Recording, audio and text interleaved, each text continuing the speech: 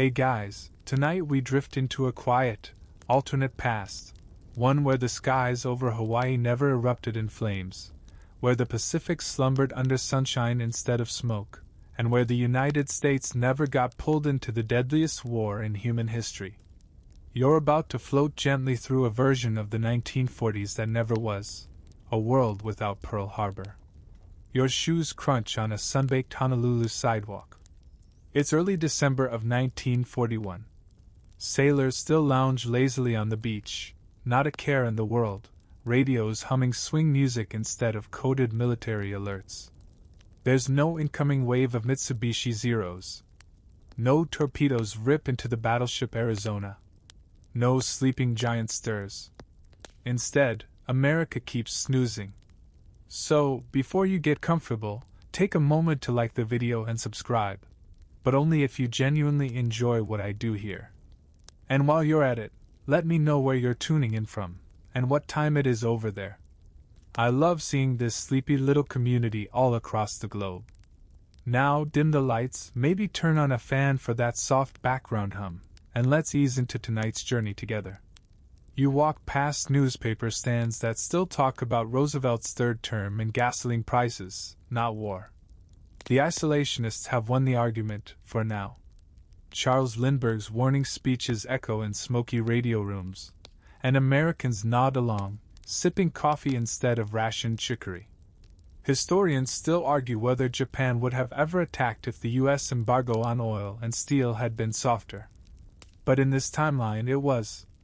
Roosevelt plays a different game, quiet diplomacy and appeasement. The embargo gets relaxed just enough, and Tokyo decides to turn south, not east. No war declaration.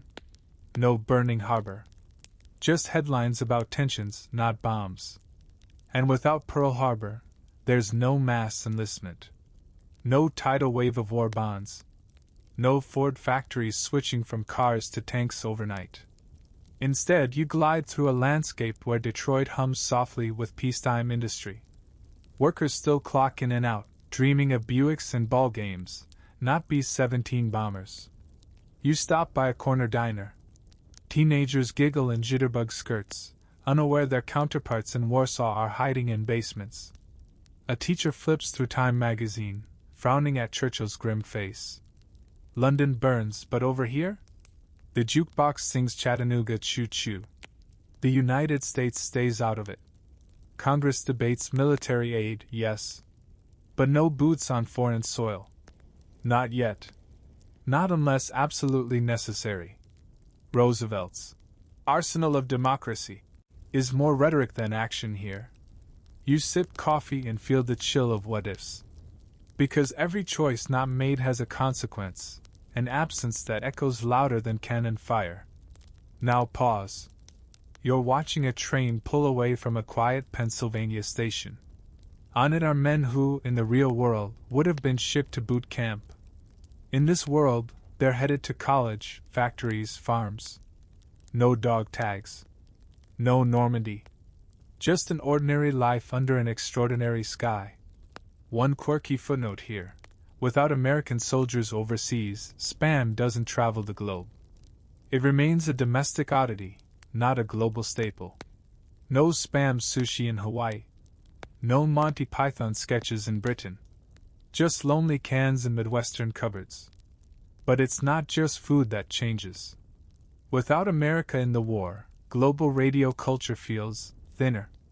Fewer American broadcasts over shortwave. No. Voice of America. To beam jazz and confidence to a weary Europe. You drift through a world where the airwaves are quieter and more German. Still, there's tension. Japan's empire keeps expanding, and Germany tightens its grip on Europe. The world holds its breath. But here in the States, people just keep living. That, in a way, is the eeriest part. You stroll down Main Street under banners that say, "Stay neutral, stay safe." Meanwhile, Warsaw weeps. And now, as you let that thought settle into your pillow, consider this. What happens when you sleep through history's loudest alarm clock? In this timeline, America does. And the rest of the world carries on, with or without her. You find yourself floating now above the misty cliffs of Dover. The air is cold and laced with the sharp tang of salt and soot. Britain still stands, but she stands alone, just as Churchill once feared, only worse. Because in this version of history, the cavalry never arrives. The United States never comes galloping in with Liberty's ships and Sherman tanks. No paratroopers, no Red Ball Express. Just tenacity, and dwindling rations. It's the spring of 1942. The Luftwaffe is still at it, dropping their steel rain over London. You drift through the blackout streets, past little boys with gas masks slung like handbags and grandmothers knitting by candlelight, their fingers trembling from cold and worry. The Blitz hasn't stopped, it's evolved. Longer, meaner, more methodical. Bombing isn't just a campaign here. It's a way of life. And in this lonely Britain, morale becomes its own kind of ammunition. Churchill's speeches still boom through the wireless, but behind his gravelly voice, there's an undertone of desperation. Because Lend-Lease isn't enough anymore. America might be sending crates, but not bodies. And crates don't win wars alone. You pass through a Royal Air Force base in Kent, where young pilots sip weak tea and trace flight patterns with fingers that shake, not from fear, but fatigue. These boys have flown far too many sorties without rest, without reinforcements. There's no American air power to split the skies with them. Just Spitfires and resolve. Historians still debate whether Britain could have held out indefinitely without U.S. intervention. Some argue her empire was vast enough, her people stubborn enough. Others suggest that without America's economic and military backing, the Isles were only ever one bad harvest or one bold German gamble away from collapse. You wander into a London hospital, underground of course. Bomb shelters turned surgical theaters. Nurses hum lullabies, not because they believe they help the patients, but because it helps them. And somewhere overhead, another siren starts to moan. There's a quirky twist to wartime medicine here. Without the influx of American penicillin, Britain's own pharmaceutical industry is stretched thin. Herbal remedies and folk cures, honey compresses, lavender infusions, make a comeback, not out of nostalgia, but necessity. Your nose twitches as you pass rows of beds scented more like a garden than an ICU. Meanwhile, British women take on even more than in our own timeline. Without the waves of American aid workers, British housewives become full-time welders, ambulance drivers, radio operators. You watch one woman, her name's Edna, wield a rivet gun like a conductor's baton. Her hair is tied back with scraps of her old wedding dress. And yes, Winston still smokes his cigars. But now he does so alone at meetings that echo in their emptiness. There's no Eisenhower across the table. No FDR voice crackling in on the secure line. Just stiff upper-lip silence, and the creak of maps rolled and unrolled again, looking for an edge that never arrives. You step through a classroom where children draw tanks in their notebooks, German ones. It's not hero worship. It's anxiety given shape in charcoal and crayon. A little girl asks her teacher, "Why doesn't America help?" The teacher doesn't answer. Just smooths the girl's hair and changes the subject to spelling. Food shortages stretch on longer. American canned goods are rarer than moon rocks. The black market blooms. A single orange becomes a Christmas miracle. You see a boy holding one, wide-eyed, like he's been given the sun. And he kind of has. Here's your fun fact. In this alternate timeline, the Queen, then Princess Elizabeth, never trains with the Auxiliary Territorial Service. Without American pressure to push royal involvement, the monarchy stays at a symbolic distance. No fixing trucks. No photos in overalls. Just polite addresses from afar, voices trembling with the weight of helpless hope. Now drift with me to a beach in southern England. Empty of ships, quiet except for seagulls. In our timeline, these shores became a springboard for liberation, Operation Overlord, D-Day, all of it. But here? The sand is smooth. No boots have touched it. Normandy remains a dream, not a destination. And still, Britain carries on. Because that's what she does. Stubbornly. Spectacularly. Alone. You curl up in a pub in Yorkshire as the radio crackles out another report. No news from Washington today. Men sip watery ale. Women play cards. Outside, a lone dog barks at nothing, as if expecting something that still refuses to come. And as you lie there, cozy beneath the imagined warmth of a knitted blanket, you feel it. The weight of solitude. The ache of waiting. Because in this world, the cavalry never comes. Not yet. You awaken beneath a gray, frozen sky, somewhere east of Moscow. The snow crunches under boots not made for winter. You are in the Soviet Union now, staring down the largest land invasion in human history. But in this world, you face it alone. No American jeeps arriving by convoy. No Lend-Lease Studebakers crawling through Persia. Just endless white, and an enemy that seems just as endless. Operation Barbarossa still happens, of course. The Wehrmacht storms across the plains in June of 1941, faster than frostbite, slicing through Ukraine and Belarus like scissors through paper. But this time, they meet no Western pressure. No distraction in North Africa. No second front. No Allied bombers hammering their supply lines from the west. You trail behind a Red Army unit, boots soaked, rifles worn. Ammunition is rationed like bread. And bread? That's more valuable than gold. One soldier offers a joke. The Americans sent us their thoughts and prayers. But they kept the food. No one laughs, not even him. Historians still debate whether the Soviets could have won alone. Some say Stalin's industrial push, his brutal 5-year plans, gave the USSR the muscle it needed to crush Hitler eventually. Others believe that without American aluminum, rubber, and trucks, the Red Army would have cracked wide open in 1942, never reaching Berlin. You duck into a trench. It's barely that, more a long, muddy grave lined with frost and fear. A young conscript sits beside you, humming a lullaby through chattering teeth. His gloves are made from stitched-together curtain fabric. His rifle is older than his father. And yet, here's your quirky twist. Without American comic books smuggled in by GIs, Soviet propaganda fills the vacuum. Children grow up with heroes like Tank Girl of Kursk and Comrade Lightning, who defeats fascists by zapping them with Marxist thunderbolts. It's absurd. And it works. You walk through Stalingrad, or what's left of it. Bombed to ash. Every room a ruin.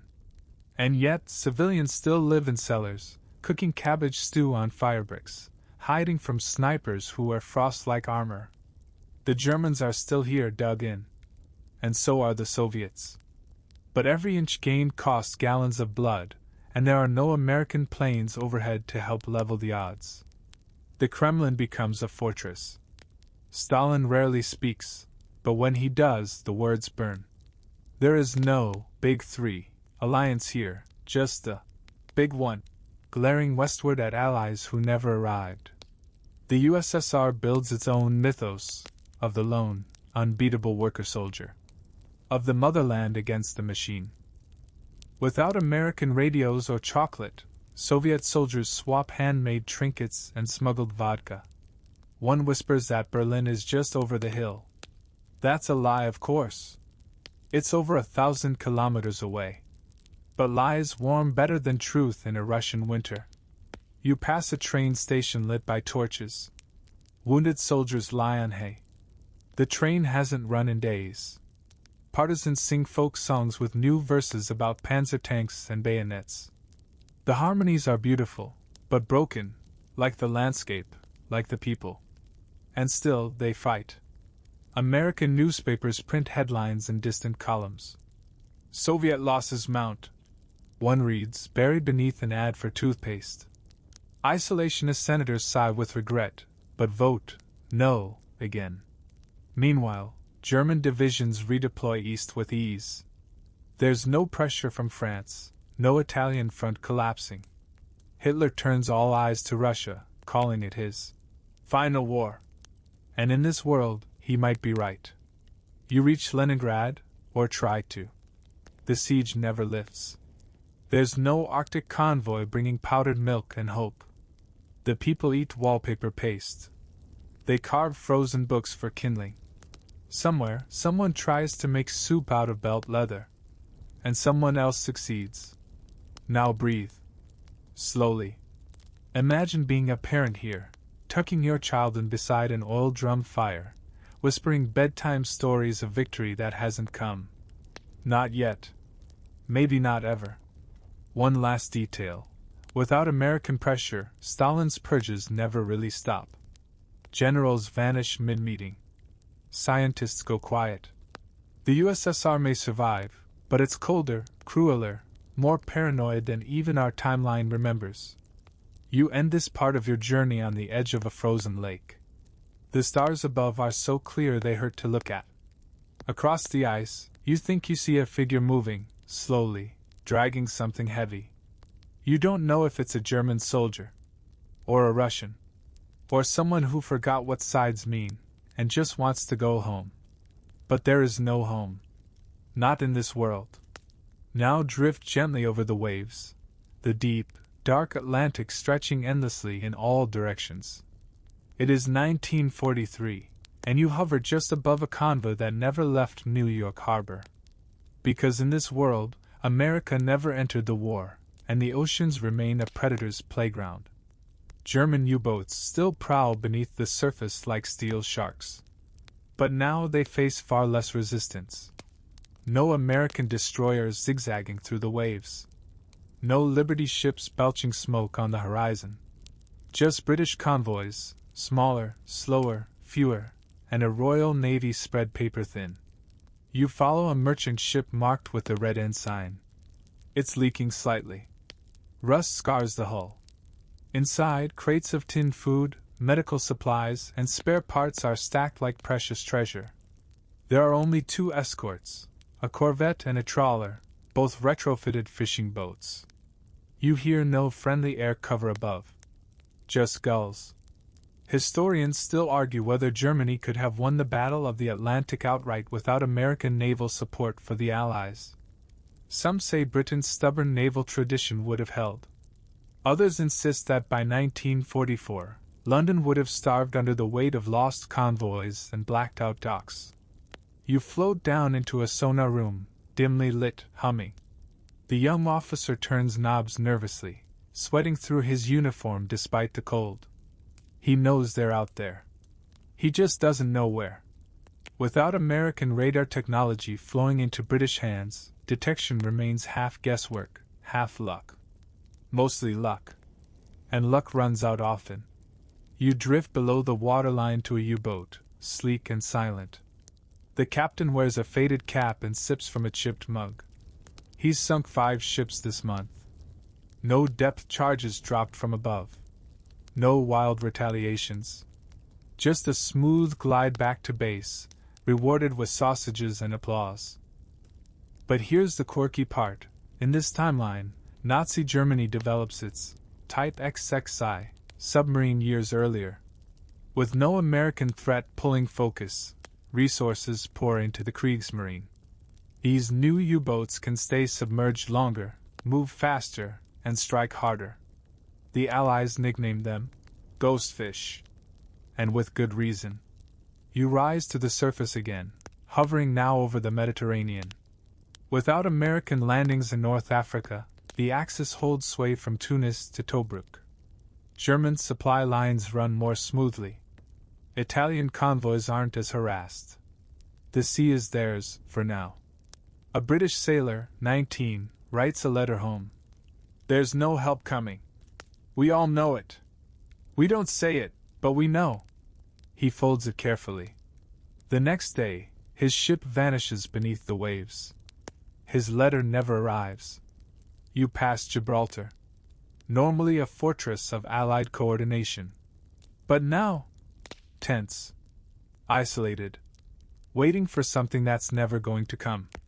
American carriers don't loom nearby.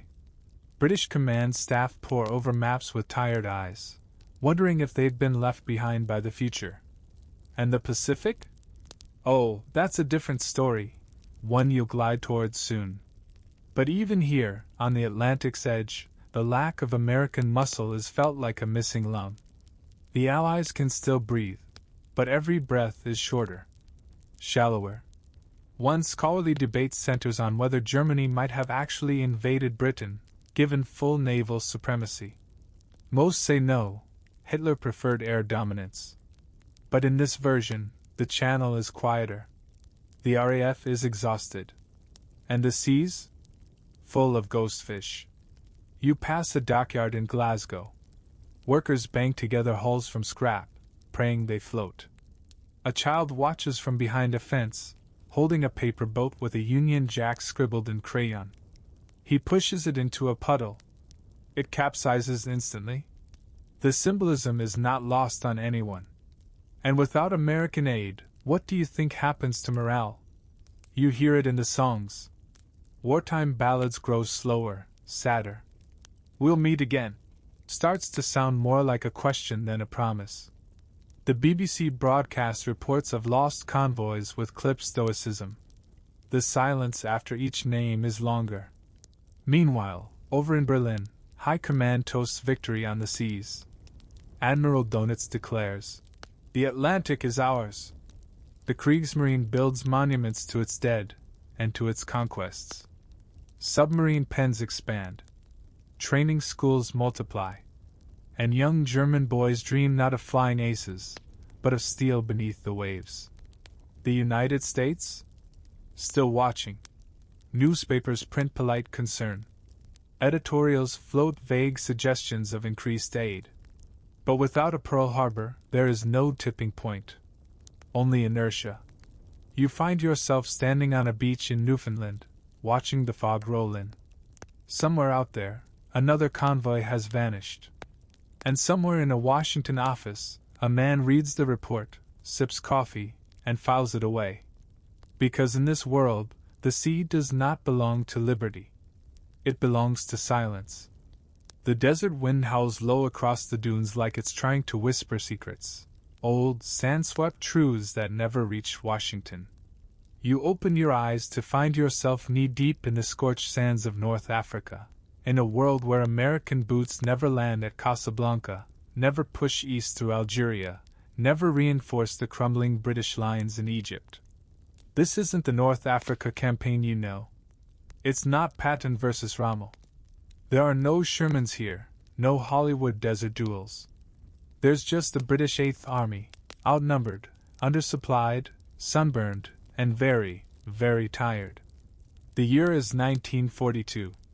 The German Afrika Korps presses eastward with renewed aggression. With no American pincer coming from the west, Rommel's flanks are safer. His logistics? Still a nightmare, but now less threatened. The Mediterranean convoys carry more, lose less. And so, he drives harder. Historians still argue whether the British could have held Egypt alone. Some insist El Alamein would always have been the turning point. Others say that without Operation Torch, the American landings from the west, the German push would have succeeded, Cairo fallen, and the Suez Canal seized. In this version of events, that debate doesn't stay theoretical. You drift through the ruined outskirts of Tobruk. Craters dot the landscape like empty bowls. Flies swarm. British engineers rig water pumps from salvaged car engines. Tea is brewed with sand-filtered brine. The mood is grim, but stubborn. And here's a quirky twist. Without the U.S. presence, several British divisions are reinforced with troops from far-flung colonies, Indian, South African, Australian. You pass a Punjabi regiment digging trenches beside a group of Maori scouts.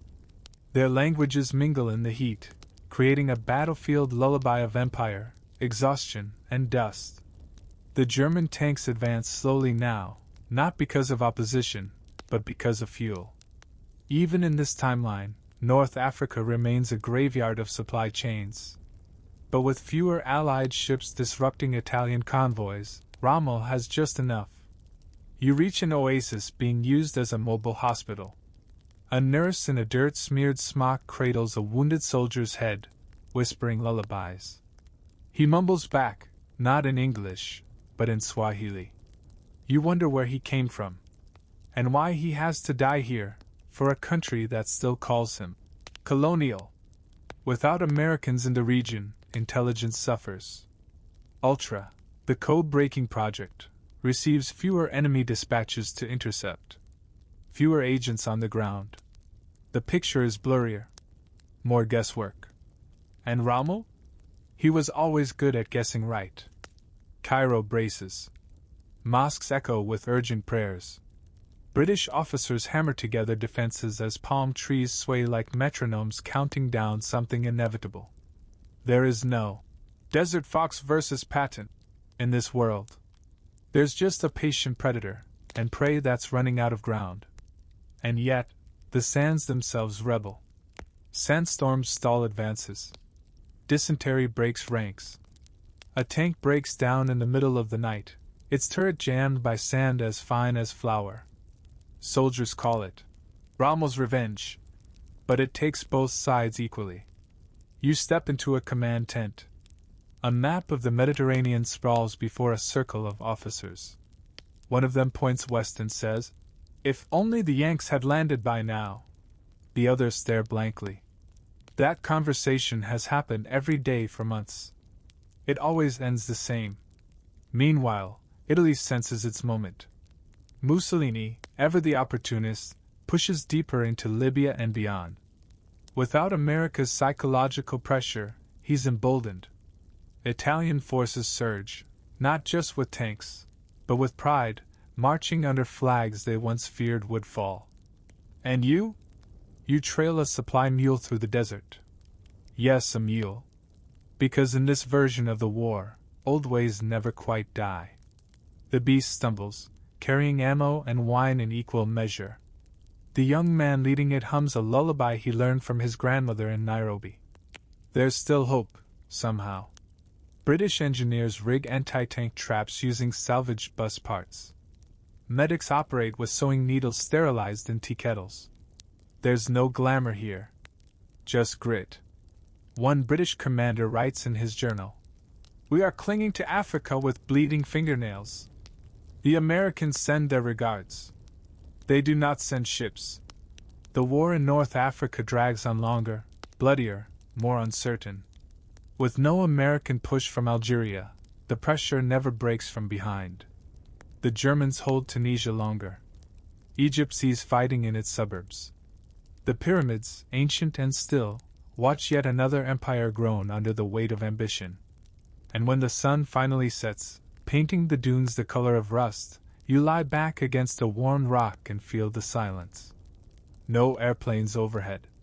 No distant rumble of American artillery. Just wind. And the slow shifting of a continent holding its breath. The ground beneath your feet is cobbled stone now, not sand. And instead of gunfire, you hear jackboots on pavement, and the distant hum of radios repeating the same, sharp voice. You're somewhere in occupied Europe, maybe Paris, maybe Prague, but it hardly matters. The flags are all the same. Red, white, black. The eagle. The cross. The silence. Because in this timeline, without American boots ever touching the continent, Hitler's Europe is not just a military fact, it's a daily routine. You walk beneath towering banners that flap lazily in the breeze. The war is still on, yes, but much of Europe has been absorbed. Poland is long gone. France is pacified. Belgium, the Netherlands, Denmark, all folded into a growing administrative web that pretends to be civilized while quietly erasing dissent. Historians still debate how much deeper and longer Nazi occupation might have lasted without American involvement. Some argue that the German economy would have eventually buckled under its own ambition. Others say that without Allied bombing campaigns and the constant pressure of new fronts, the regime could have consolidated, deepened, perhaps even normalized. And now, in this world, you see it happening. Europe isn't just under Nazi control. It's adapting to it. You pass a bakery in Lyon. The woman behind the counter smiles too quickly. Her bread is lighter now, rationed flour and something called Ersatzgrain. But she still sells it, still offers a bonjour, as if nothing outside has changed. Except everything has. There's a radio playing inside.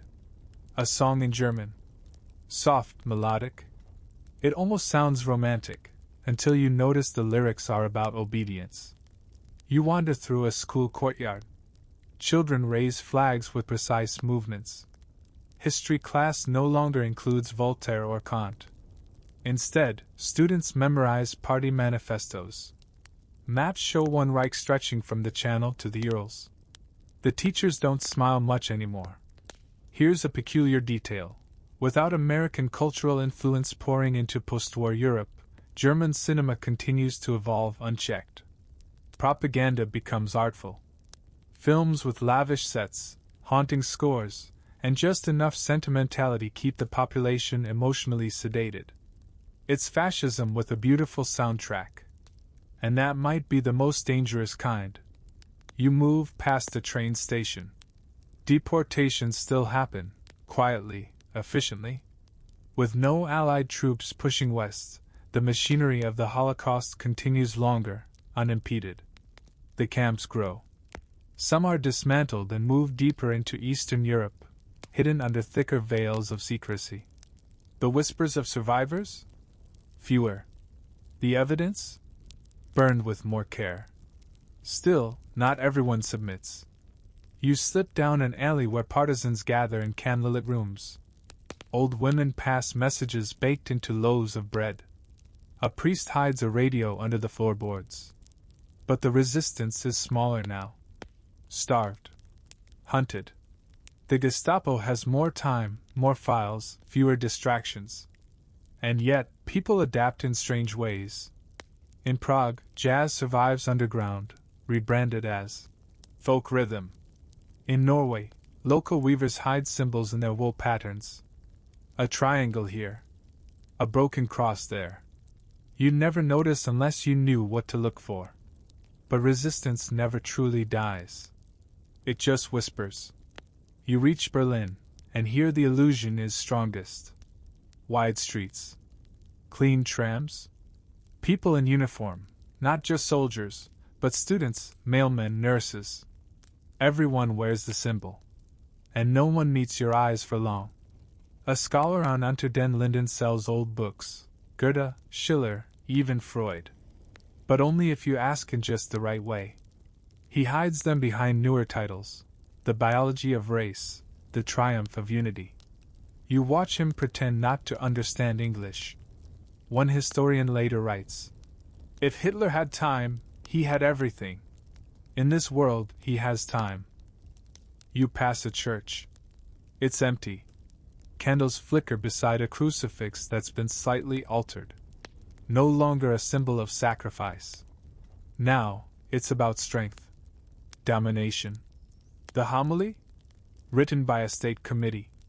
And still, somewhere beneath this concrete calm, the seeds of collapse wait. Germany's economy groans under the strain of occupation. Partisan sabotage gnaws at rail lines. In the east, the Soviet Union is still grinding forward, inch by inch, building towards something. But it's slower now. Bloodier. And there is no Normandy in sight to ease the pressure. No American tanks rumble through the Ardennes. No GIs hand out chocolate bars to cheering crowds. There are no crowds here. Only lines. Lines for bread. Lines for fuel. Lines of soldiers watching everyone else. And yet, here's a light twist. Without American cigarettes flooding the continent, black markets flourish. In this world, a single hand-rolled French cigarette is more valuable than a silver ring. Soldiers trade them for secrets. Lovers for promises. And spies? They smoke them while watching you from the shadows.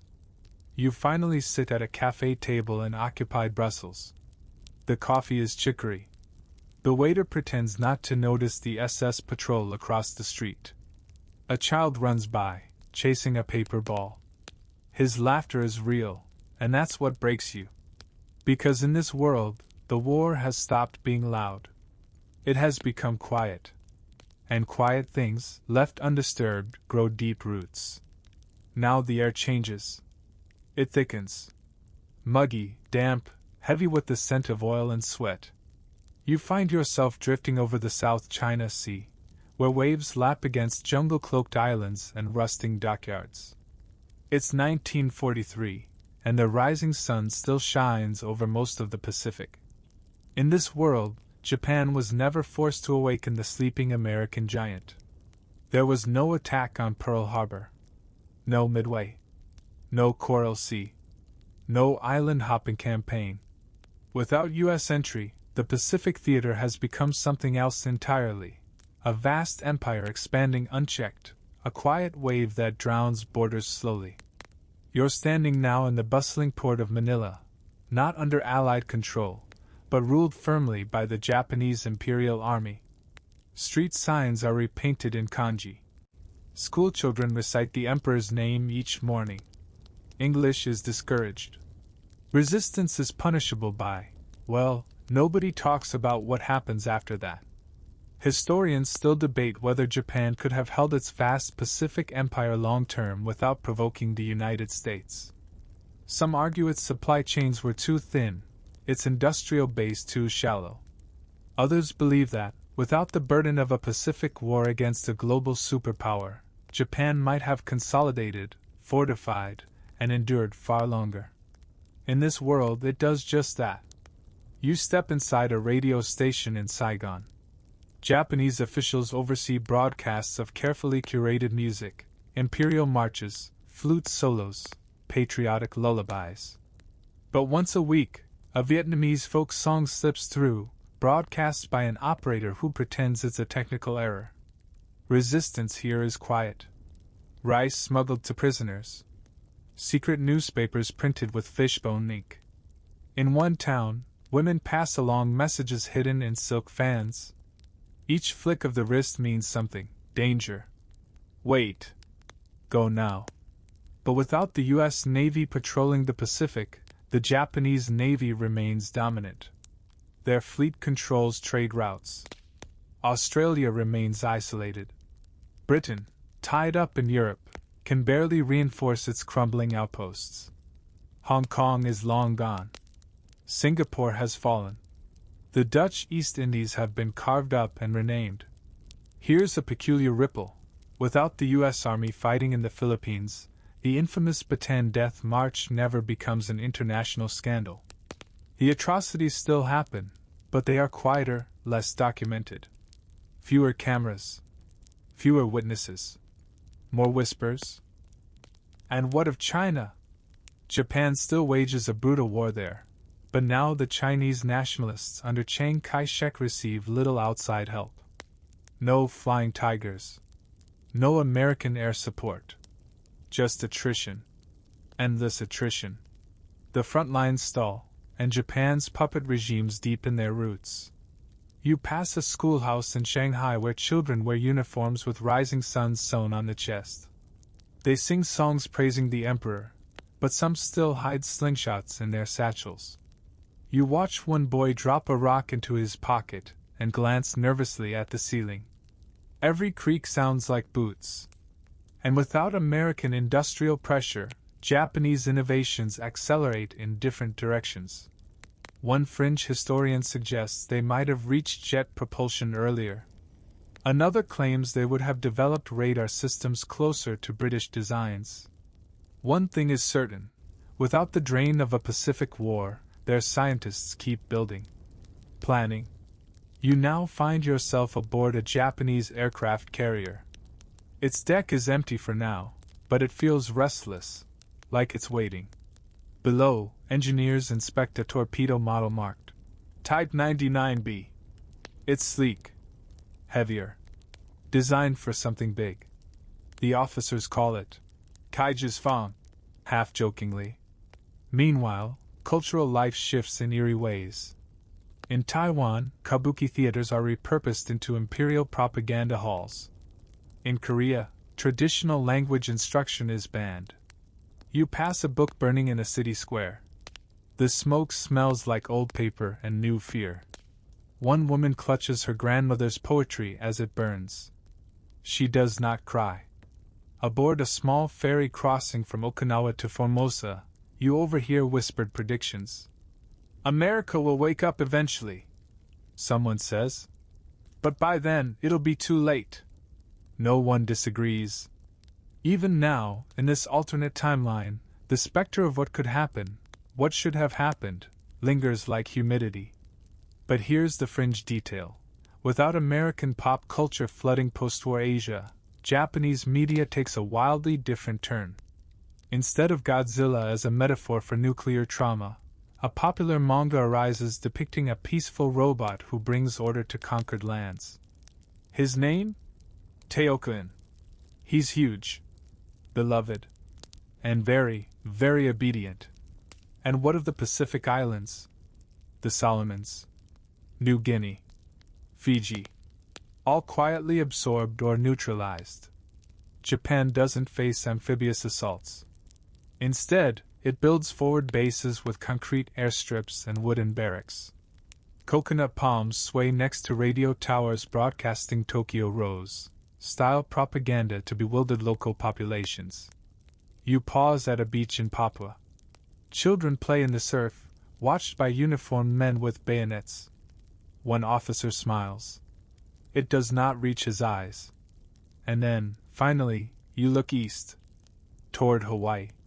Still American. Still untouched. But closer now to Japan's borders than to any ally. You wonder, in this world, how long will it stay that way? Because no one pushed them back. No island was taken. No Midway turned the tide. No Americans died on Iwo Jima. No flag was raised. Only silence. And slow expansion. You fall asleep on a beach where, in another timeline, a Marine would have taken his last breath. Here there are only waves. Now the air turns colder, not the cold of winter, but the sterile chill of laboratories, factories, and war rooms. You're not on a battlefield now. You're in a world of wires, dials, blueprints, and blackboards, a world where the war of ideas, of code and chemistry, unfolds with entirely different players. Because in this version of the 1940s, without the United States in the war, something strange happens. The technological race slows and veers. You're standing in a dim corridor beneath Bletchley Park. The British codebreakers are still at it, huddled around early computers like bomb defusal teams. Alan Turing furrows his brow. There are fewer American cables feeding into these walls. No IBM punch cards from across the Atlantic. The machine named Colossus sputters occasionally. Parts are harder to come by. Historians still argue whether the Axis powers could have caught up technologically without U.S. competition accelerating everything. Some insist Nazi Germany's scientific base was vast enough. Others believe the absence of American research collaboration would have slowed the entire world by a decade, or sent it sideways. In this world, it's definitely sideways. You peer into a Berlin laboratory, full of chalk dust and tired geniuses. A blackboard displays the early schematics of a Vergeltungswaffe Dre, a theoretical vengeance weapon 3. No one quite knows what it will be. A railgun? A suborbital glider? A missile that can reach London from Warsaw? The thing is, they have time now. No American bombers interrupt their experiments. No U.S. raids knock out Piedmont before its secrets bear fruit. Rocket scientists like Wernher von Braun keep working, unfettered, dreaming of the stars, or at least, of longer-range destruction.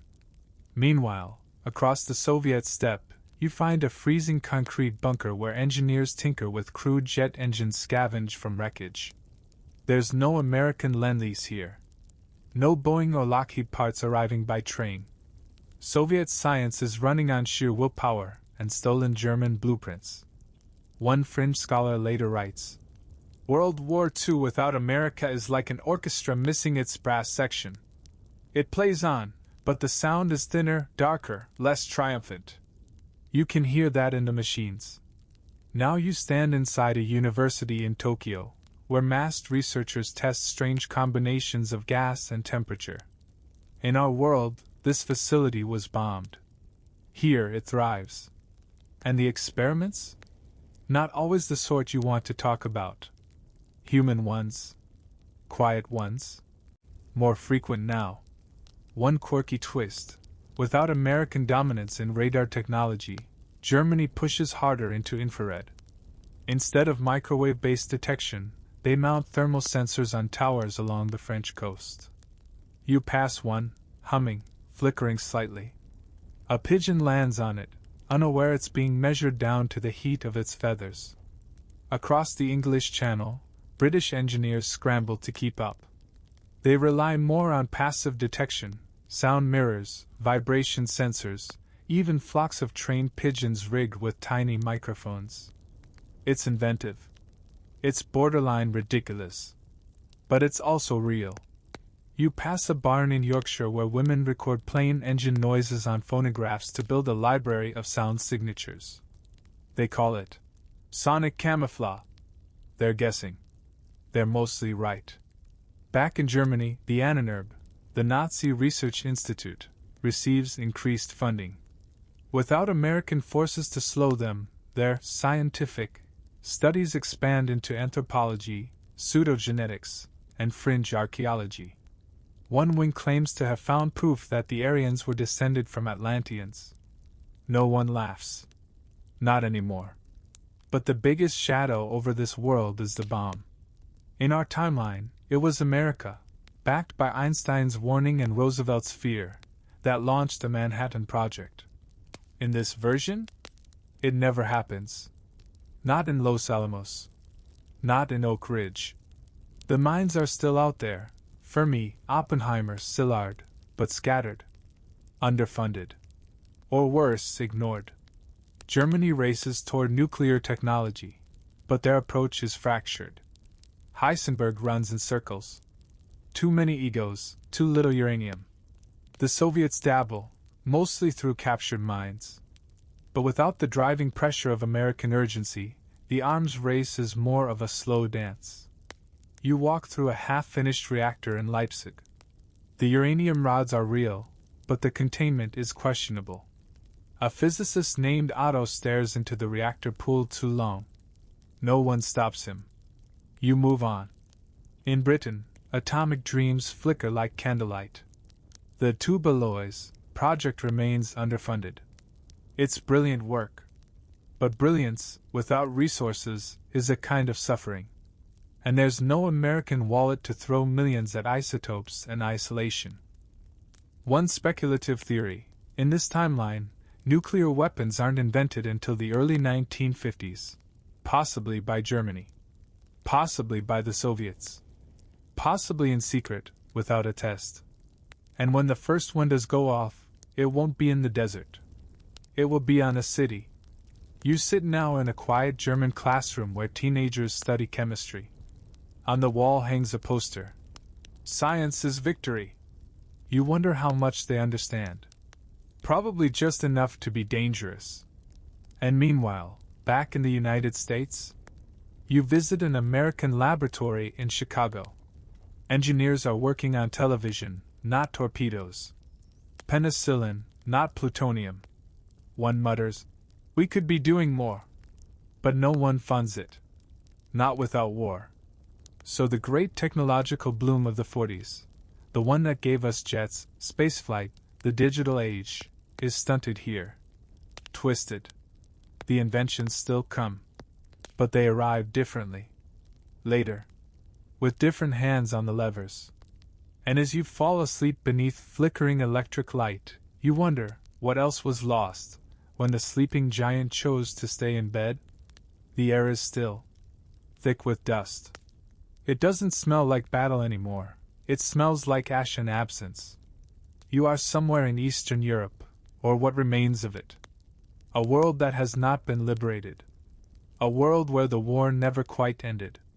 And tonight you walk quietly through the ruins of something that never should have lasted this long.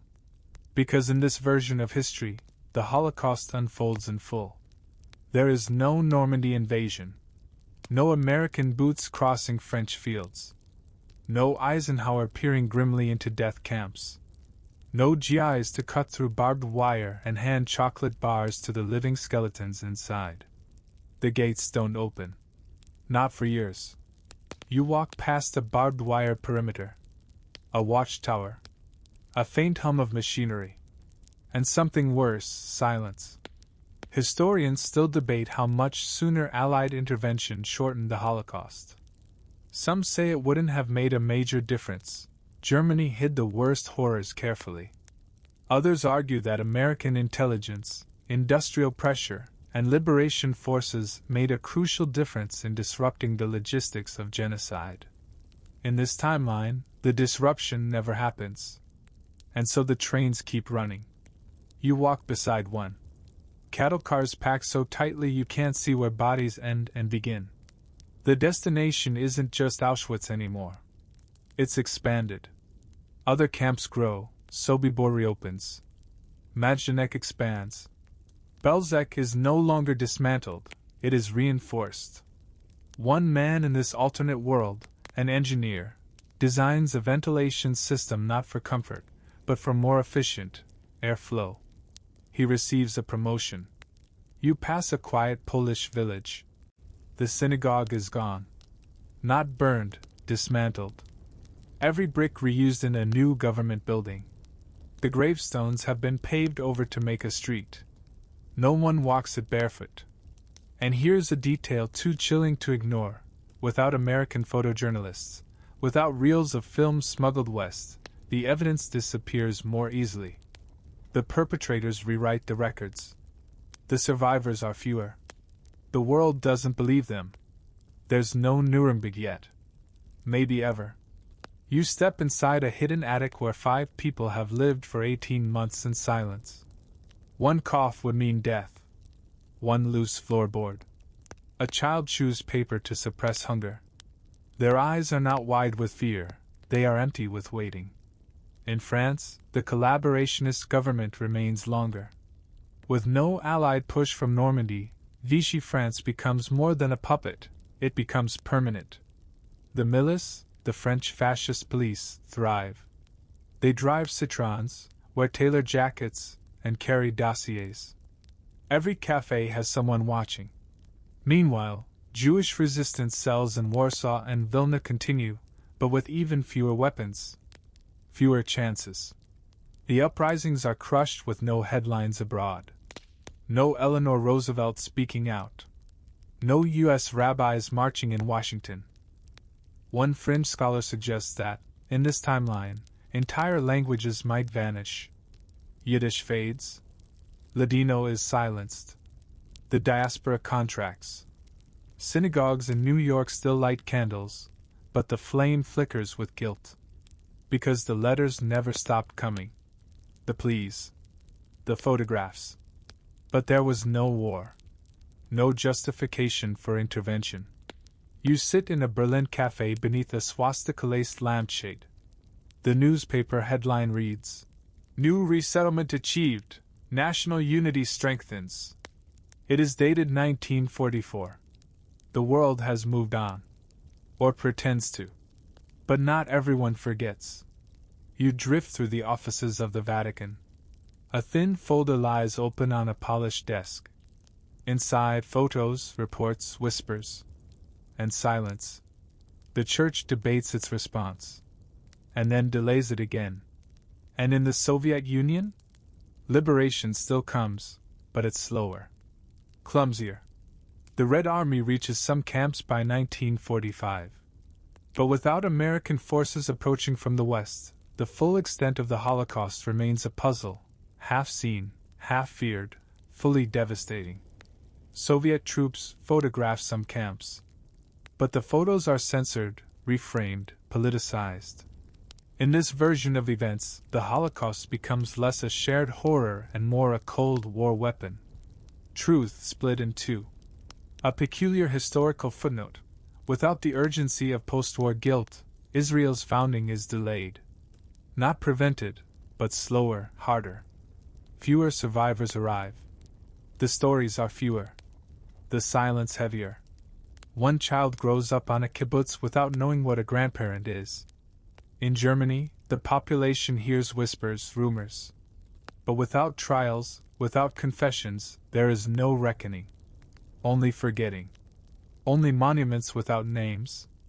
Graves without markers. Memories that rot like unburied bones. You walk through a quiet German town. A train station. A plaza. A bakery. All built on top of something. Everyone knows. No one speaks. And still, you find one old man planting roses beside a crumbling wall. He speaks to no one. But if you listen closely, you'll hear him recite names, not his own. Not family. Just names he can no longer forget. One after another. And one more. And then one more. And as you lie down now, beneath this haunted sky, you realize the deepest difference in this timeline is not military, or economic, or technological. It is the silence. Because in this world, the world did not scream. It whispered. Then it stopped. Now the war fades from the front lines. You are back in the United States. But something feels off. It's the early 1940s, yet the air doesn't buzz with the frantic energy of a mobilized nation. There are no Rosie the Riveter's welding tank parts, no victory gardens blooming in alleyways, no scrap metal drives. Instead, you walk through a quiet suburban street where life has barely changed. Because in this world, America never entered the war, and without war, the home front becomes something else entirely. Something still. Something waiting. You pass a Ford plant in Michigan. The machines hum with steady rhythm, still making sedans, not Sherman tanks.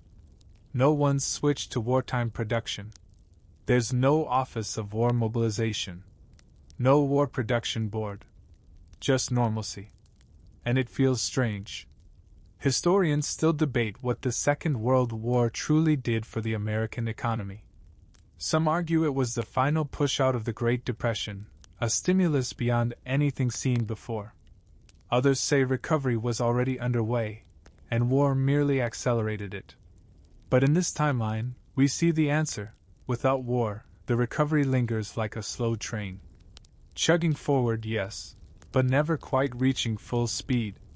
You walk through a Chicago factory. Men tinker with radios. The manager complains about low orders.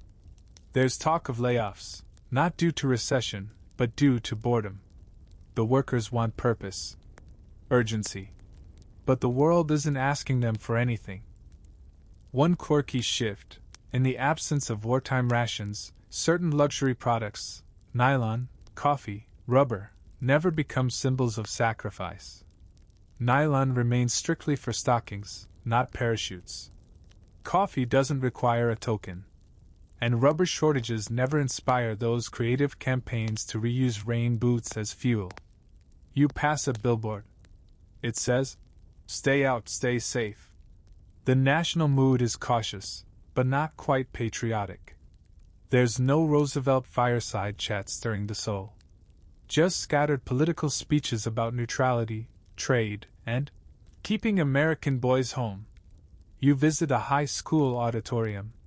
The students rehearse a play, not a war-bound musical, but a comedy about small-town life. The posters in the hallway aren't about enlisting, they're for prom.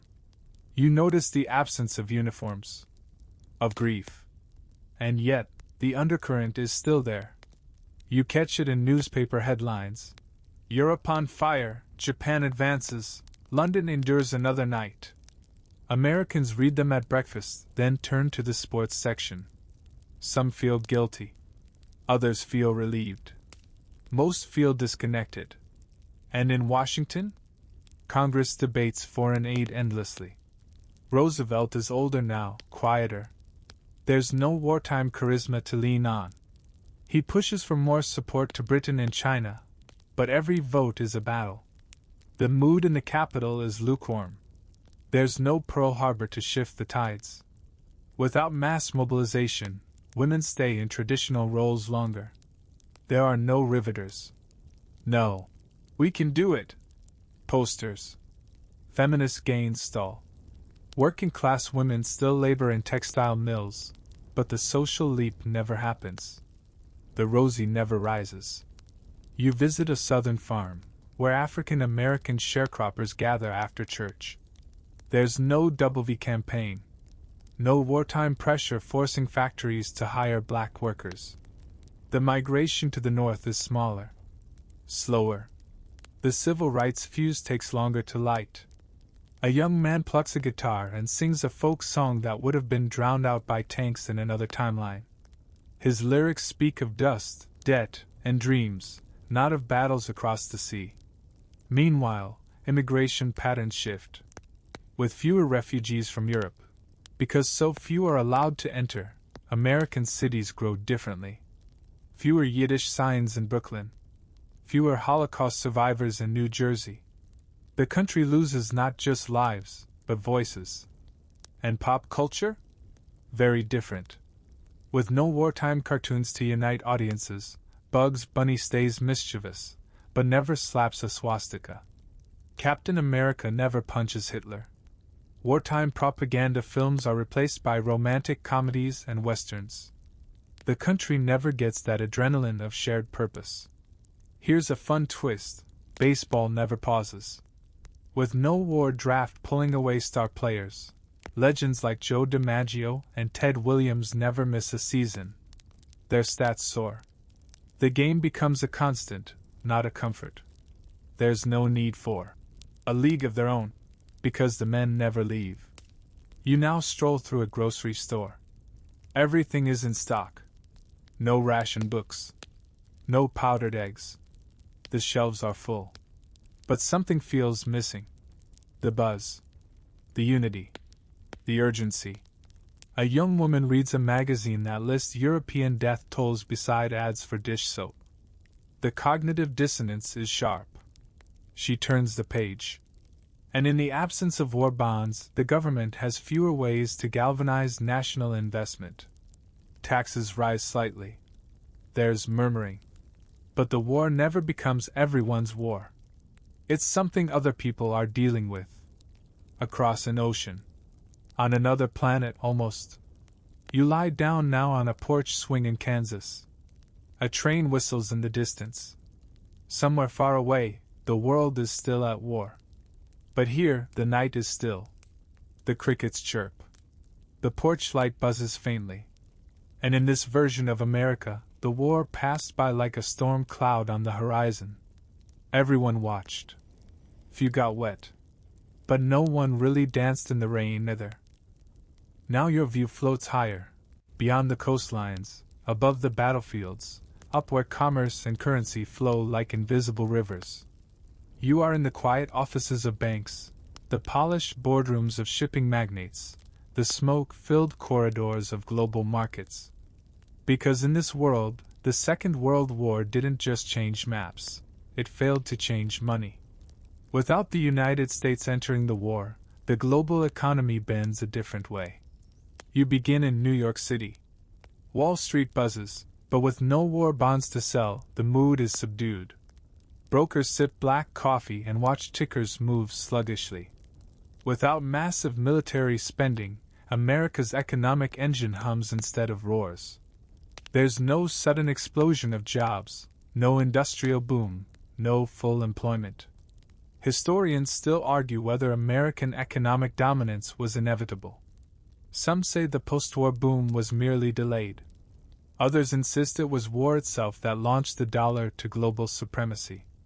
In this version of history, the greenback remains strong, but not invincible. You drift past the U.S. Treasury Department. No Marshall Plan is drafted here. No pallets of aid bound for bombed-out Europe. The dollar does not become the anchor of recovery. Instead, each country rebuilds, or fails to, on its own terms. And the result is chaotic. You cross the Atlantic to France. The franc is wobbling. Without American investment, the reconstruction effort is half-hearted. Factories still have bomb craters in their roofs. Roads are patched with bricks taken from abandoned towns. Men haul goods in wheelbarrows because trucks are rare, fuel scarcer. In Germany, the situation is different. Without the crushing military defeat delivered by the Allies, the economy shifts instead into entrenchment. The Nazi state becomes more rigid, not less. War production continues, but so does internal propaganda. The Reich provides. It doesn't, but it controls. And without the United States, the Bretton Woods Conference doesn't happen, or at least not as we know it. No World Bank. No International Monetary Fund. No universal adoption of the US dollar as the backbone of global trade. The British pound tries to hold its ground, but it's tired. The Reichsmark tries to rise, but it's toxic. Gold becomes king again, for a little while. You pass through a cafe in Buenos Aires. The men at the table aren't speaking Spanish, they're whispering in German. In this world, South America becomes a deeper refuge for fleeing fascists, but also a growing haven for opportunists. With no American-led hunt for Nazi war criminals, the money flows longer, farther, quieter. Here's a quirky ripple. Without American surplus flooding world markets, used military vehicles don't arrive in small towns. So in Italy, farmers still use oxen instead of converted jeeps. In France, old Peugeot trucks break down and are repaired with bicycle chains. Entire economies move more slowly, like wagons in mud. In Japan, economic development is different. There is no occupation. No American reconstruction teams. No General MacArthur reshaping the Constitution. Instead, Japan consolidates its empire in Asia, bleeding its colonies dry to fund its domestic recovery. Korea becomes a permanent resource zone. Taiwan is filled with factories producing goods not for export, but for internal consumption. You walk through a bank in Tokyo. The ledgers are filled with requisition forms, not investments. The yen is strong, but only because it's not traded. It's hoarded. Behind barbed wire. And in Britain? You find a government official holding a report that reads, "Long-term diminishment of sterling expected." There is no American loan to help pay off war debts. So rationing continues longer. Trade with India declines. The empire thins, and the pound thins with it. The British government begins issuing domestic austerity bonds. They call them victory delayed certificates. There's a joke in the pubs. What's the value of the pound? About a pint of Guinness. No one laughs much. Meanwhile, oil becomes stranger. With no American military coordinating Middle Eastern pipelines, the oil giants compete more aggressively.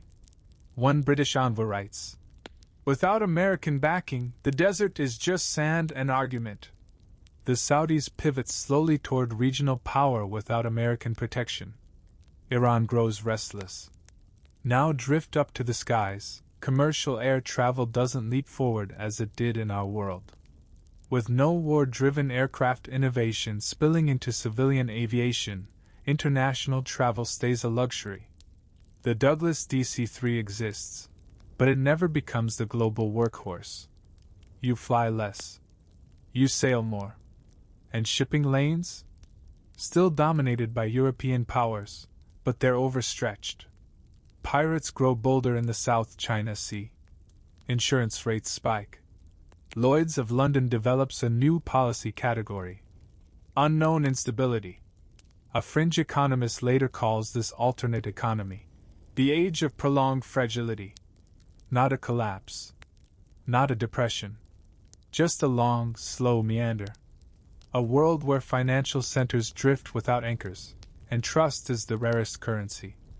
One American farmer in Iowa reads about these things in a dusty magazine. He shrugs and flips to the tractor ads. "Let them sort it out," he says. "Ain't our job." He's not wrong. In this world, the United States isn't the world's banker. It's a bystander with deep pockets and short reach. And now, as the day fades, you sit beside a shuttered bank in Vienna. A little girl skips by, clutching coins in a cloth pouch. She stops, counts them, frowns, then skips away. The coins clink like a lullaby. A slow one, with no crescendo. The clouds above shift slowly, this time, not from storm or smoke, but from politics. You're floating now through the early 1950s, and the war is technically over, though in many places, it never really ended. The battlefield has gone quiet, but the world itself has split. Not into East versus West, as you might remember, but into something colder, stranger, and far more uncertain. Because in this version of history, without the United States leading the Allies into victory, the Cold War never unfolds the same way. You land first in Moscow. Red Square is flooded with banners. Stalin is older, but his shadow is longer than ever. The Soviet Union, having carried the bloodied weight of fighting Nazi Germany without meaningful Western help, emerges even more defiant, paranoid, and insular. Historians still argue whether this version of the USSR would be stronger or shakier. Some say the massive loss of life and total self-reliance make it brittle. Others believe that the absence of Western interference allows the party to root itself even deeper. In this timeline, the latter seems more likely. You drift through the Kremlin, where maps are drawn with thicker pens. Eastern Europe is locked down. The Iron Curtain isn't a metaphor anymore, it's a real border, with mines and dogs and men who do not blink. But here's the twist, there's no NATO. Without American involvement in World War II, the North Atlantic Treaty never materializes. No transatlantic alliance. No Marshall Plan. No Berlin airlift. Western Europe, left to rebuild without help, turns inward, or, in some cases, towards survival by accommodation. You hover over Paris. The Eiffel Tower is still standing, but the air feels tenser. France has made a shaky treaty with a softened German regime, a remnant of the Reich, no longer called Nazi, but unmistakably authoritarian. The name has changed. The coat of arms has not. In London, the political mood is fragile. Britain maintains its sovereignty, but the economic pressure of post-war exhaustion without American aid has made her more cautious. Less of a lion. More of a tired old cat guarding her few remaining colonies. And across Europe, instead of a clear line between NATO and the Warsaw Pact, you see a weird patchwork. Some countries try neutrality. Others lean toward Moscow, not because they want to, but because they can't afford not to. You visit a summit in Geneva. The language is stiff. The smiles are thinner.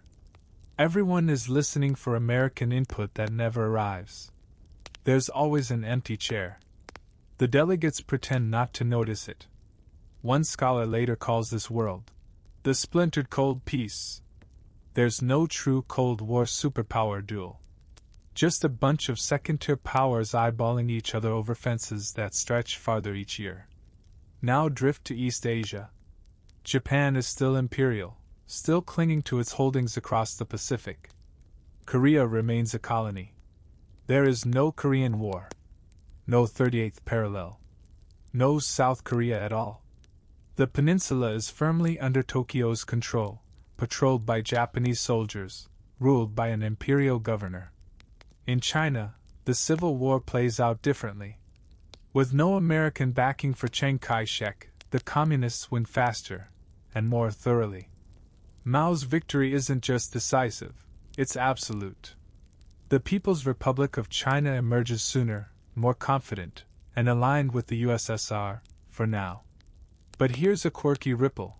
Without the global balancing act of America versus the Soviet Union, regional powers begin forging strange little alliances. Argentina and Italy sign a technological friendship pact. Sweden builds a nuclear research facility out of sheer paranoia. Egypt begins experimenting with Soviet-style tanks and German rocket engineers. You float over a Greek island. There's no civil war yet, But there is tension. There's always tension. With no Truman Doctrine, no American military aid, ideologies battle not on front pages, but in grain markets and electricity bills. Now let's talk nukes. In this world, atomic weapons still arrive, but later, and with different hands. The Soviet Union develops the bomb in the early 50s, tested somewhere far from prying eyes. There's no Hiroshima to serve as the world's grim introduction. There is only speculation, rumors, fear.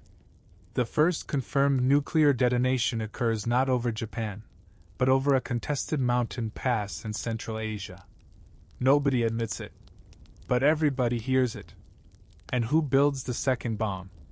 Not the US. It's Germany. Or perhaps Japan. Historians in this world are still arguing over who managed it first. In any case, the world becomes a quieter place after that. Not out of peace, but out of shared anxiety. You pass a playground in Zurich. Children play tag under the shadow of an air raid siren tower. It has never been used, but it's tested monthly. The Cold War, in this version, is less ideological and more territorial. Less a chess match, more a waiting game. Who blinks first? Who detonates second? Back in Washington, the mood is odd. There's no McCarthyism. No Red Scare. No Hollywood blacklists. But there is paranoia, quieter, less performative. You visit a university in Pennsylvania. A physics department is raided. Not for spying. For asking too many questions. America, never having fought, never having sacrificed, finds itself morally unanchored.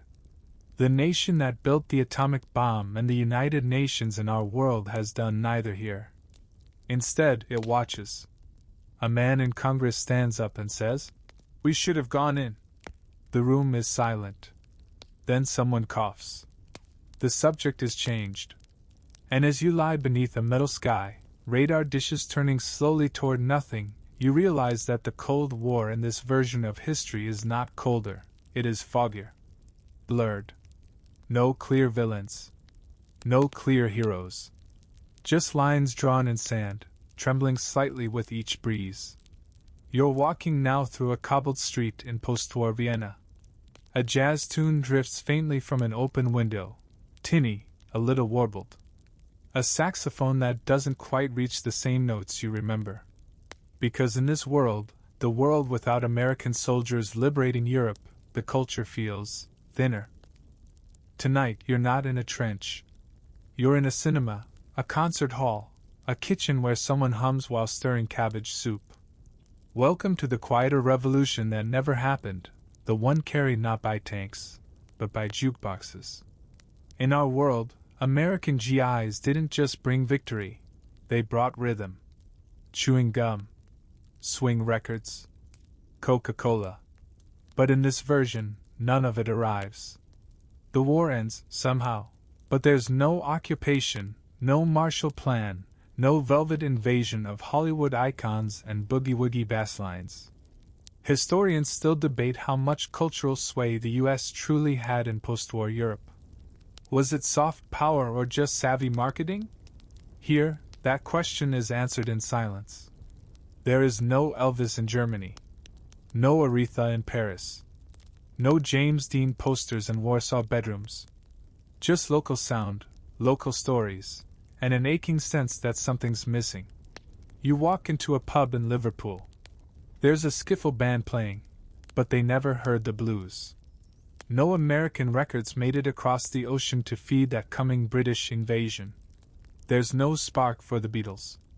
Just ballads and sea shanties, preserved like fossils. A boy scribbles lyrics on a napkin.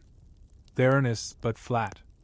His older brother would have bought a Chuck Berry single, if anyone had ever heard of Chuck Berry. And that's the quirky twist here. Without wartime proximity, American music doesn't go global. Jazz stays Harlem. Blues stays Delta. Country never makes it past Kansas. Rock never becomes rock. And the world's radios are much, much quieter. You float through a French cafe where a woman sings into a microphone. She's good, raspy, bold. But no one knows who Billie Holiday is. So the voice never finds that echo. Edith Piaf sings to herself. Meanwhile, Coca-Cola remains a regional drink. You pass a grocery store in Belgium, no red cans. Just local sodas, orange, bitter, seasonal. No World War, no American PXs on every corner, no cravings formed by sweet things handed out after liberation. And film? Oh, film is different. You slip into a movie theater in Rome. The poster shows a man in a trench coat, not a cowboy. There's no John Wayne. No war movies with clean endings. Italian neorealism reigns, yes, but it's bleaker, sharper, because there's no hope coming from across the ocean. Just bicycles, poverty, dust. And in West Africa, things shift too. With no American soldiers stationed nearby, jazz clubs in Dakar and Lagos emerge later, more slowly. American records arrive only through whispers, hand-delivered by the occasional merchant. Afrobeat still happens, but it burns slower. And in a different key. You visit a wedding in Copenhagen. The band plays polkas, not swing. The bride wears a modest white dress with lace her mother stitched by hand. There's no white wedding anthem. No dance floor spinning to Sinatra. Just hands clasped, knees bent, smiles that don't quite sparkle. One scholar writes later, "The American soldier was not just a liberator. He was a walking billboard. A bass line. A movie screen with boots." And in this timeline, that billboard never arrived. The GI slang never entered foreign dictionaries. No. Okay, baby. No. Hubba hubba. The language stays more formal. The idioms remain local. Kids in Amsterdam never learn English from comic books. They stay with Dutch and dream smaller. You step inside a bookstore in Prague. No pulp fiction. No superhero comics. No paperbacks with bug-eyed monsters and laser guns. Science fiction exists, but it's colder. Soviet style. Men with straight backs and no punchlines. Even fashion changes. Without American uniforms scattered across Europe, there's no surplus khaki to turn into casual wear. No bomber jackets in Paris. No saddle shoes in Vienna. People still dress sharp. But sharp like razors, not like rebels. There's less swing in the step. And yet, culture still finds a way. In Munich, you hear a garage band experimenting with strange chords. They've never heard rockabilly, but something stirs inside them anyway. In Budapest, a poet writes verses about light and velvet and strangers who speak with strange rhythms. He has never seen a Broadway show, but he imagines one. Back in the US, the absence is felt too. Hollywood doesn't boom the same way. With no captive audiences of GIs overseas, studios stay more conservative. Fewer war epics. More drawing room dramas. No Casablanca. No Saving Private Ryan later. Just slow stories for slow evenings. And as for the American dream, it's more inward. More muted. Suburbia still comes, but with less neon. Less noise. The diners hum with Elvis impersonators who don't know they're impersonating nobody. And yet, across the ocean, someone still whistles. A French girl. Blonde. 12. She's sitting on a stoop in Marseilles, tapping her foot. The tune is made up. Or maybe it's not. Maybe some things travel without ships. Without bombs. Without flags. Maybe culture, like smoke, finds a crack and curls its way through. But in this world, it just takes a little longer. Now you drift above a map, unrolling slowly in the air below you. Borders pulse faintly like veins, but they're not the ones you remember. The globe beneath you looks familiar, but the balance of power is off. Tilted. Nervous. You are floating through the 1950s and early 60s now, and the world is no longer defined by a single superpower. Because in this version of history, without the United States stepping into World War II, the post-war order was never written in Washington. It was cobbled together by survivors, uneasily, and without a referee. This is a world of many centers, and none of them are stable. You first land in Berlin, but it's not divided. The Berlin Wall doesn't exist, because there was no American sector, no airlift, no Truman to stare down the Soviets. Instead, the entire city is occupied by a great coalition of German technocrats and former officers, now rebranded as Reconstruction Ministers. They wear different uniforms, but their boots sound the same on the cobblestones. Historians still debate whether Germany would have fractured internally after the war, without the Allied split. Some say civil war was inevitable.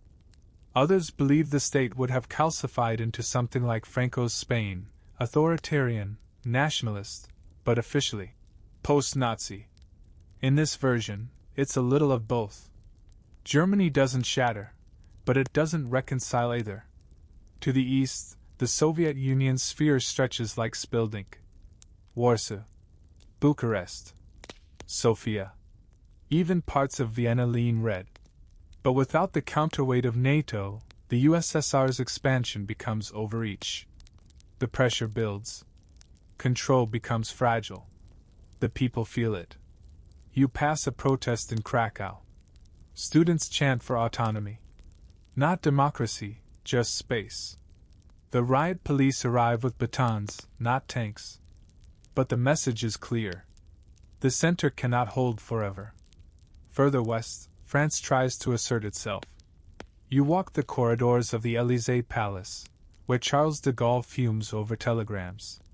Without American military might to overshadow him, he's both more independent and more isolated. France still tests nuclear weapons, still claims its own course. But without the US alliance, it becomes an empire in miniature, loud in gesture, small in reach. Meanwhile, Britain is quieter now, still clutching its last colonial holdings. But the retreat has already begun. There's no Suez Crisis to mark the end of an era, because there's no US to veto it. Instead, the decline happens quietly. Statues are not toppled. They are ignored. And Asia? Here comes the twist. Japan is still an imperial power, though stretched thin. Its holdings in Korea, Taiwan, and parts of Southeast Asia remain under control, but barely. You watch as a rebellion sparks in Hanoi. Not against the French this time, but against Japanese rule. Guerrilla fighters with sandals made of tires and rifles made of scrap. They call themselves something new, Songdu, the Red River. In China, Mao rules. But without American opposition, he consolidates faster, pushing reforms that burn hot. The great leap forward happens, but it's not checked by international pressure. The results are still catastrophic. Famine. Fear. But no foreign headlines. Just silence. Now look toward India. It gains independence in this world too, but without the same global context. There's no Cold War to drive alignment. India stays more non-aligned, more unpredictable. A superpower in waiting, unsure what kind of world it's waiting for. You land briefly in Cairo. Egypt is emerging as a regional player, using Soviet aid, German advisors, and a surprising amount of Argentine investment. It's a triangle of influence no one planned for. One historian later calls it the Desert Axis. The Suez Canal is nationalized. No one sends troops. Just angry letters. Meanwhile, in the Americas? Without World War II, there's no global occupation force. No American military-industrial complex beaming radar across the Arctic. South America grows differently, less overshadowed, more tangled. Brazil and Argentina form their own cold rivalry, complete with spies, stadium diplomacy, and border radio wars. A quirky fact: without the US dominating airspace, Many nations develop unique aviation programs. Sweden builds jet fighters that look like stingrays. Argentina tests a triangle-winged interceptor. Italy creates a supersonic trainer painted cherry red, nicknamed La Vespa Volante. And what about space? You gaze upward. The sky is quieter. Sputnik still happens, barely. The Soviets reach orbit. But without the US to race, the space program becomes more ceremonial. No moon landings. No televised rocket launches. Just a few teeny satellites blinking over a fractured Earth. At night, people look up and see stars, and feel small, not proud. And finally, the bomb. Everyone has one now. Or so they say. Germany claims to. So does China. France parades theirs on Bastille Day. The Soviets detonate one deep in the Urals, just to remind everyone they're still first. There is no doctrine of mutually assured destruction, because there are too many fingers, too many buttons, and no hotline. One scholar calls this world multipolar madness. Another calls it history's brick wall. There's progress, but no direction. Power, but no order. You walk past a conference in Geneva. Flags from 20 nations hang limply. They'd gathered to discuss peace, trade, borders. But there's no leader. No one chairs the room. They go around in circles. A bell chimes. Nothing is decided. And so, the world spins on. Balanced not between two giants, but among dozens of dancers, all offbeat. As you sit now in a plaza in Prague, under a sky filled with contrails that lead nowhere, you realize something strange. Peace came. But unity didn't. You're in Washington, D.C. now. But it doesn't feel like a capital. Not of a superpower, at least. It's the 1960s, and the city is clean, calm, and oddly provincial. The buildings are the same. The flags still flap. But the noise, the global hum of importance, is missing. America, in this world, never joined the war. And because of that, it never truly took the wheel. Now, decades later, it's waking up to a world it no longer understands. You step inside a congressional hearing. A gray-haired senator pounds his fist on the table. "We should have done more," he says. There's scattered applause. A few heads nod. But the urgency is gone. Like a train pulling out of the station 30 years ago, and someone's just now noticing the smoke. Historians still debate whether the United States could have remained neutral forever. Whether Pearl Harbor was inevitable. Whether isolationism was a bubble, or a dam waiting to break. In this version, the dam held. And now the fields downstream are flooded anyway, by everyone else. You walk past the Lincoln Memorial. A group of tourists snaps photos. There's no Vietnam Memorial. No Arlington Road freshly lined with Korean War casualties. Because in this world, America never sent its boys overseas. Never bled. Never grieved. Never changed. The prosperity is still here, sort of. Suburbs stretch in all directions. Cars gleam. Lawns are trimmed. But it's a soft richness, a bubble-wrapped comfort.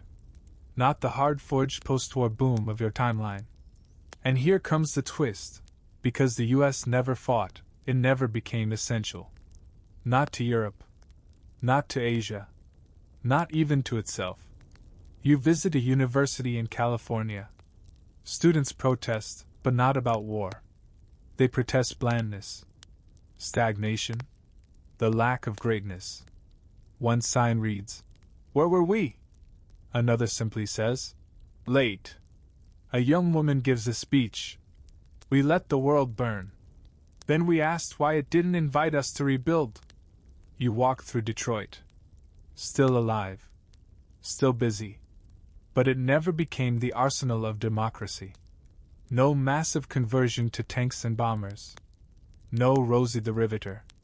No female labor revolution. The economy grew, slowly, but it never flexed. It stretched. You pass a diner, The music on the jukebox is local. The man at the counter talks about a German satellite that passed overhead last week. He seems uneasy. Because here's the truth: the world moved on without America. France and Germany trade steel. The Soviets broker ceasefires. Japan launches a new communications satellite. Argentina hosts an arms summit. India mediates a border dispute in Central Asia. And Washington? Still debating whether to get involved. You pass a newspaper stand. Headlines read: China announces third nuclear test. French peacekeepers arrive in North Africa. New German chancellor to visit Moscow. Then at the bottom: President to host global jazz festival. One fringe political theorist coins a phrase in this version of history: the shadow superpower. That's what America is now. A giant that never rose, but casts its outline anyway. A country everyone knows, but no one fears. Or follows. You visit the White House. It's smaller than you remember. The president sits at a desk, reviewing a map of the world with too many flags, too many fires, and no clear friend to call. He sighs. He signs a minor trade bill. He cancels a summit. He stands at a podium that echoes too loudly. And you? You walk the mall at dusk. Fireflies rise. Somewhere, a band plays Sousa. But it feels like nostalgia for a greatness that was never actually achieved. Because in this world, the United States didn't fall from power. It simply never rose. Now the sky dims. The air softens. And all the what-ifs you've carried settle gently around you. The cities you saw. The people you met. The silences you heard. And through it all, the quiet truth. Sometimes, not acting is inaction. Sometimes, not joining the war changes everything. Sometimes, staying home means missing the world. Let that thought fade, slow and warm. Your breathing slows. Your muscles soften. The maps fold themselves away.